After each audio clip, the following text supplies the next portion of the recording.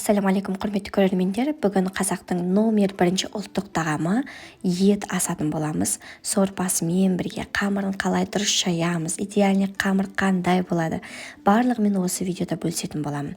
Ақыл кеңестеріңіз болса да сіздерді күтемін. Ет асқанда міндетті түрде қазы болады, және жал жая бүкіл еттің түр-түрі болады ғой, жаңағы ішкі органдардан басқасы. Біз енді кішкентай отбасы болғандықтан бізге осы ет жарайды. Қайнатуға қоямыз. Қайнап шығатынның алдында көбігінен міндетті түрде тап-таза етіп алыңыздар. Бір рет қана тазалап алу деген болмайды. Мен өзім 2-3 қайтара көбігін жақсылап тазалап аламын. Сонда мөлдір су шығатын болады. Сосын аздап тұз қосамыз. Өйткені бұл ұзақ қайнат болғандықтан, енді мен бұны жылқының етінен жасап жатырмын. Кішкене сүрленген, кептірілген ет болғандықтан ол ұзақ піседі. Сондықтан ұзақ пісетін болғандықтан мен тұзды аз қостым. Мен 3 сағаттан кейін сәбізді салдым. Картоп қоссаңыздар да болады, асқабақ қоссаңыздар да болады. Енді ол өз еркіңізге қарай. Және дәл осының сорпасына қамыр илеңіздер. Қамырыңыз бар ғой, енді айта алмаймын, дәмділігі соншалық. Қамыр жемейтін кейбір балаларды көрдім, солардың өзі жейтін болады. Жай ғана суға емес, осы сорпаның өзіне дайындаңыздар. Осыға міндетті түрде жұмыртқа және тұз қосамыз. Тұз қосқаннан кейін, ұн еріп болғаннан кейін ұнды қосып, қаттылау қамыр елесеңіз де болады, орташа қамыр елесеңіз де болады.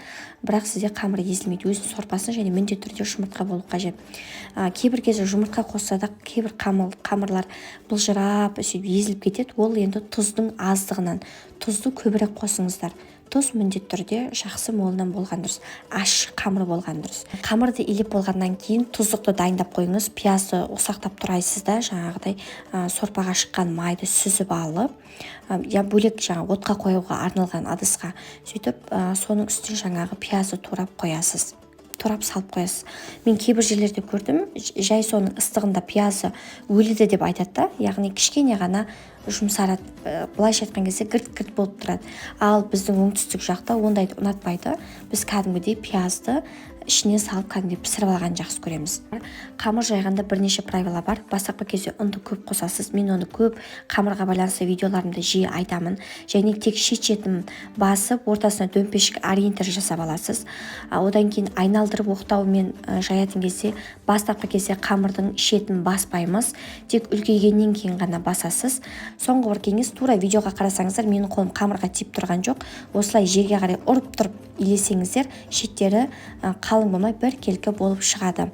Енді қамыр жаю ол енді бір оңай деп айтайын десем, көп келіншектердің де әлі күнге дейін қолынан келмейді. Сондықтан бұл күнделікті тәжірибе арқылы самса болсын, неше түрлі нәрсені жайып үйреніп сонымен келетін нәрсе. Өзімде қыс күнімде аса қатты қамырды жаймаған, келін болғаннан кейін ғана үйрендім. Міне қыздар, менің қамырым дайын. Мен аса қатты жұқа қылмаймын, өйткені жұқа қамырды өзім ұнатпаймын. Міне орташа сонда бір әдемі қамыр болып шықты. Енді бұны осы видеодағыдай етіп кесе аламыз. Мына біздің Қазақстанда батыс өңірлерінде, кейбір тіпті солтүстік өңірлерінде қамырды кеспейді біз сияқты. Қамырды кішкентай етіп жайып алады да, бүтіндей сорпаға салып пісіріп алады. Енді мен бір рет сонда жасап көрдім өмірімде. Бірақ мен қамырды алатын кезде өте қатты қиналдым. Кәдімгідей сорпаның ішінде тұрған күйінде бірдеңе қылып ажыратып алып алдым. Суымен бірге түсті ана астауыма. Сондықтан маған осы кесіп алу ыңғайлы. Енді еттің барлығын сүзіп аламыз, тұздығымыздың барлығы дайын болды. Тек қамырды салып пісіріп алуға қалды. Тарсылдатып тұрып сорпаны қайнатамыз. Осы кезде қамырды қосамыз, саламыз, яғни сөйтіп қамыр қайнап шыққаннан кейін ғана тұздың дәмін көреміз. Қараңыздар қыздар видеоға. Осылай бет-бетіне келіп қалған кезде шөміштің көмегімен арасын ажыратып келіс қамырларын салып ала беріңіздер. Қамыр қайнап жатқан кезде, пісіп жатқан кезде ет, қазы, сәбіз барлығын турап алыңыздар. Мен өзім бүтіндей ет қойған ұнатпаймын. Келген қонаққа да турап қойған ұнатамын, өйткені кесіп отмасын, қолдар май болмасын деймін да. Сөйтіп барлығын турап қоямын. Астауды бірінші тұздығымызбен майлап аламыз. Қамыр піскен кезде осы жылтырап шығады.